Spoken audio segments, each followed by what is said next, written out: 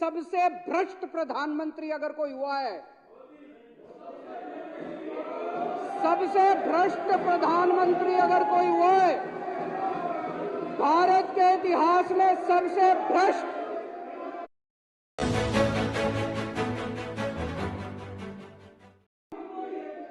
भारत के इतिहास में सबसे कम पढ़ा लिखा प्रधानमंत्री अगर हुआ है, मैं नहीं समझता आजाद भारत में कोई 12वीं पास प्रधानमंत्री हुआ है। उनसे सरकार चलती नहीं है, अहंकार उनका साथ। राहुल गांधी की सदस्यता समाप्त कर दी इन लोगों ने। थोड़ी देर पहले खबर आई कि राहुल गांधी जी को लोकसभा की सदस्यता से बर्खास्त कर दिया गया है।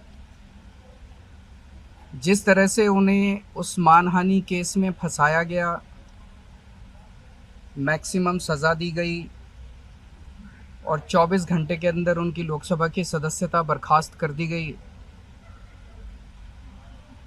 ये हमारे देश के लिए बहुत चिंता का विषय है।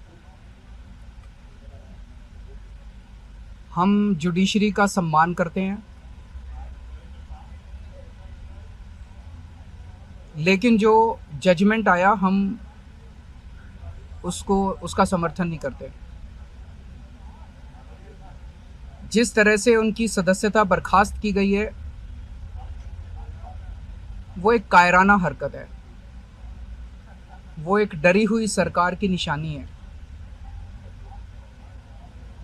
लेकिन देश के लिए पूरा आजकल देश के अंदर जो चल रहा है वो देश के लिए बहुत खतरनाक है।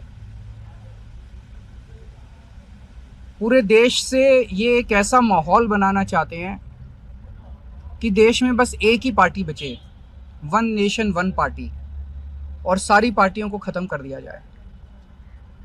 ये एक ऐसा माहौल बनाना चाहते हैं कि एक ही नेता बचे, वन नेशन वन लीडर, बाकी सारे लीडर्स को ख़त्म कर दिया जाए।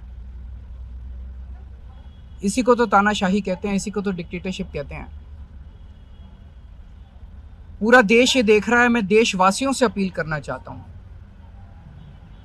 कि ये भारत हम सबका है, ये भारत 130 करोड़ लोगों का है। हम सब ने मिलकर आज़ादी की लड़ाई लड़ी थी, हमारे पुरखों ने आज़ादी की लड़ाई लड़ी थी, आज़ाद भारत को आज़ाद कराने के लिए। लेकिन आज की जो सरकार है, प्रधानमंत्री नरेंद्र मोदी जी के नेतृत्व में, इस सरकार का स्वरूप अंग्रेजों की सरकार से भी बहुत ज़्यादा खौफनाक और खतरनाक है। अब लोगों को सामने आना पड़ेगा, लोगों को सामने आके इसके खिलाफ लड़ाई लड़नी पड़ेगी। अगर हमने भारत को बचाना है तो 130 करोड़ लोगों को एक साथ इकट्ठे होके इस लड़ाई में शामिल होना पड़ेगा। सरकार किसी की बने, कल को सरकार चाहे इसकी बने चाहे उसकी बने, इस पार्टी के बने उस पार्टी के बने, वो ज़रूरी नहीं है। लेकिन जिस तरह से जनतंत्र के ऊपर हमला किया जा रहा है वो सही नहीं है। अगर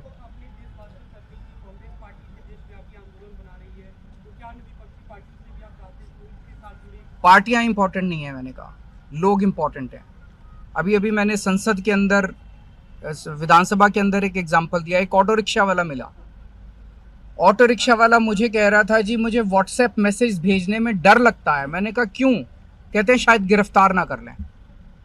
इस देश के अगर एक ऑटो रिक्शा वाले को व्हाट्सएप मैसेज भेजने में डर लगता है तो आपने 130 करोड़ लोगों को डरा के रखा हुआ है।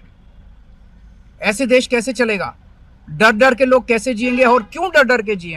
हमारा देश है, हम आज़ाद भारत के आज़ाद नागरिक हैं, हम क्यों डर डर के जिए? पूरे देश को व्यापारी डरा हुआ है, किसान डरा हुआ है, मजदूर डरा हुआ है, नेता डरे हुए हैं, सब लोगों को डरा के रखा है। जुडिशरी डरी हुई है, जज डरे हुए हैं, मीडिया वाले डरे हुए हैं, सबको धमकाते हैं ये लोग, सबको ईडी और सीबीआई और इनकम टैक्स की धमकी देते हैं लोग। सर, इससे पहले हमने देखा कि आप लोग के कांग्रेस के साथ रिश्ते काफी खराब रहे, लेकिन आज 14 वो इम्पोर्टेंट नहीं है।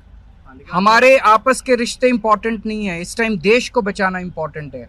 मीडिया के ऊपर प्रहार हो और मैं अगर कहूं कि मेरी इस चैनल से बनती नहीं है, वो इम्पोर्टेंट नहीं है। किसी से बनती है या किसी से नहीं बनती, इससे व्यक्तिगत अच्छे रिश्ते हैं कि व्यक्तिगत बुरे रिश्ते हैं, वो इम्पोर्टेंट नहीं है।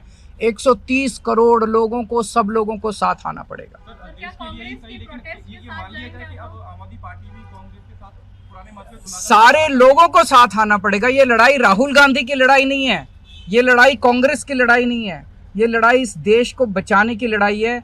एक तानाशाह से, एक कम पढ़े लिखे व्यक्ति से, एक अहंकारी व्यक्ति से इस देश को बचाने की लड़ाई है। Thank you.